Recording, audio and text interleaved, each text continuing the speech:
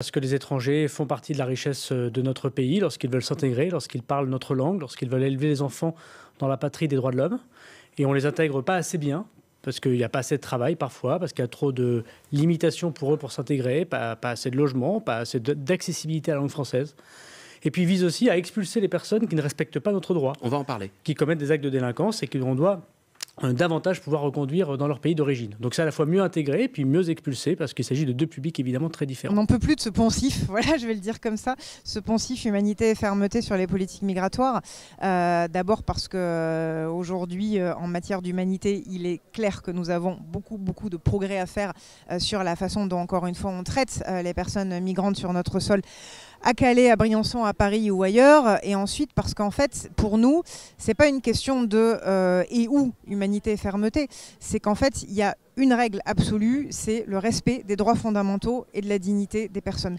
Et donc ça, ce n'est pas négociable. C'est humanité, point barre, respect des droits, point barre, respect de la dignité, point barre. Et donc on ne peut pas laisser croire qu'on pourrait négocier ou faire des compromis sur cette question du respect des droits et des libertés fondamentales. C'est quelque chose qui est non négociable et donc il faut absolument en finir avec cette petite musique voilà, de l'humanité ou de la fermeté qui pour nous est simplement une manière en fait de contourner nos obligations en matière de droits en direction des personnes réfugiées et migrantes. Les personnes sont concernées aussi par les rejets par ordonnance.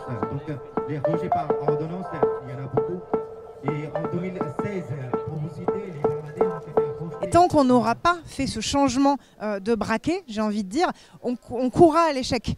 Parce que les personnes continueront à venir, parce qu'il y aura des drames humains, parce que l'extrême droite aura beau jeu de dire que les politiques migratoires sont trop laxistes et inefficaces, et parce qu'on ne se posera pas les bonnes questions et on laissera des gens, encore une fois, dans des situations dramatiques, y compris sur notre sol, sans se poser la question de savoir comment est-ce qu'on peut les accueillir dans le respect de la dignité et de leurs droits fondamentaux. Donc avant de rentrer dans les mesures précises du projet de loi, nous on veut vraiment poser cette question politique préalable de quelle place voulons-nous donner aux migrations dans notre monde et dans nos politiques publiques. Et c'est vraiment important de commencer par poser ce débat politique.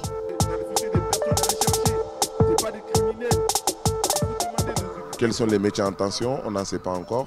Mais c'est encore lié l'essor des immigrés au travail. C'est lié leur demain et le donner aux patrons voyous. Parce qu'une fois que le métier n'est plus en tension, il faut que la personne continue à travailler dans un autre métier en tension.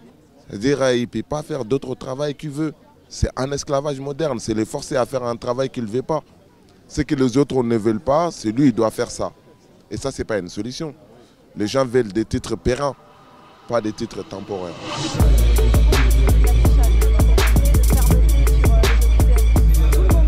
Moi, ce que j'ai envie de dire, c'est d'écouter et de relayer le travail des associations auprès des migrants, de dire l'alerte aussi que ces associations nous donnent, l'alerte sur la santé des personnes qui arrivent, santé physique, santé psychologique, le fait aussi que ces assos elles sont criminalisées, le fait aussi que le sauvetage en mer aujourd'hui n'est assuré que par ces seules associations et que si elles ne sont pas là, ce sont des gens qui meurent en plus en Méditerranée ou dans la Manche.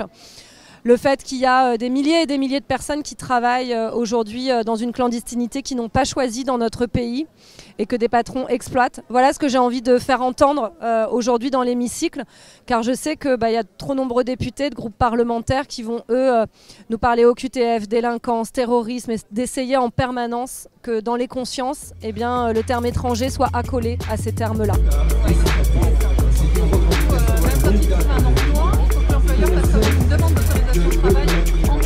Des personnes qui sont depuis de nombreuses années en France, très longtemps.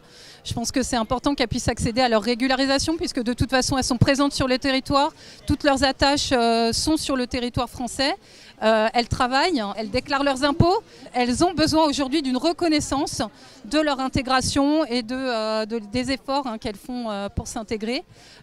Et donc de toute façon c'est des personnes qui ne repartiront pas. Donc c'est très important qu'on puisse leur permettre d'accéder à un titre de séjour à la régularisation. Et on a besoin aussi de cette main d'œuvre et de ces personnes. Et c'est vraiment de la maltraitance de les maintenir aussi dans cette précarité.